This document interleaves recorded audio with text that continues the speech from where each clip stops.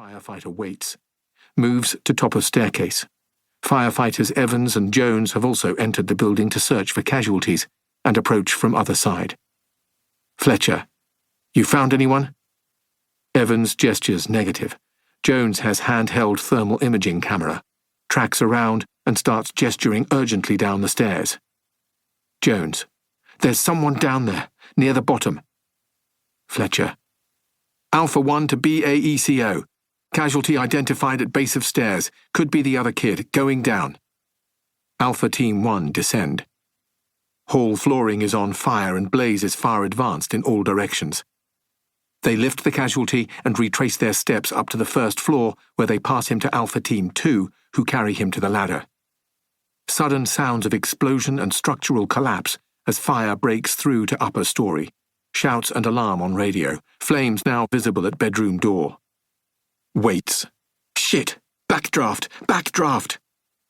Incident Commander. Evacuate. Repeat. Evacuate. Fletcher, gasping. There must be other people in here. I'm going back in. Incident Commander. Negative. I repeat. Negative. Severe risk to life. Get the hell out of there. I repeat. Get the hell out of there. Team Alpha 1, acknowledge. Sounds of further explosion. Radio goes dead. I bloody hate Christmas. I suppose I must have liked it once when I was a kid, but I don't remember. As soon as I was old enough, I'd walk. Anything to get out of the house. I never had anywhere to go, but even walking the streets in circles was better than sitting round the living room staring at each other, or the exquisite torture of yet another Only Fools and Horses Christmas special. And the older I got, the more I loathe this time of year. Cheery, festive tats from the end of October to long after New Year. You'll change your mind, people said. When you have kids, you'll see. Christmas with a child of your own is a magical time. And it was. When we had Jake, it was.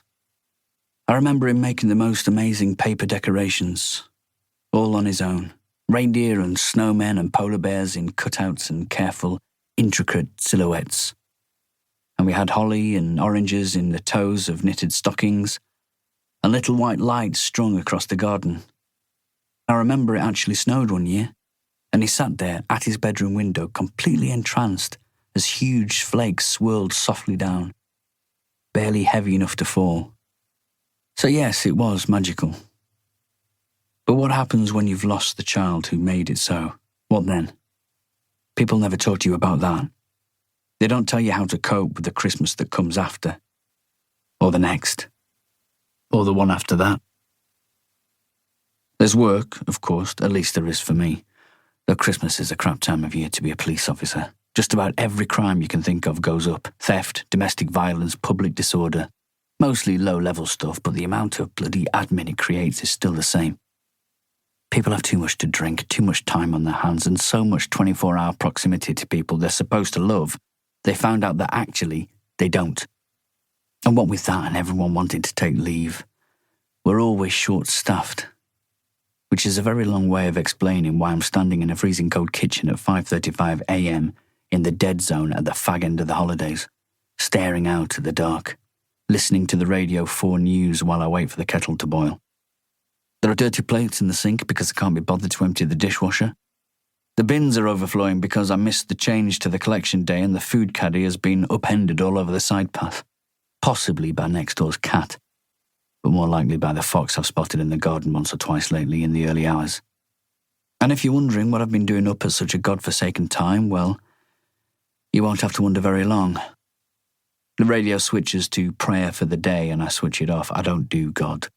And definitely not at this time in the morning. I pick up my mobile, hesitate a moment, then make the call. And yes, I know it's stupid o'clock. But I don't think I'll wake her. She turns her phone off at night, like a normal human being. I hear the predictable 4 rings, the click, and the not quite human female voice telling me the person I'm calling is not available. Then the tone. Alex, it's me. Nothing heavy, just wanted to check you're okay, that it's helping, having time to think. Like you said. What is it about talking to machines that makes supposedly intelligent people blither like morons? There's a sticky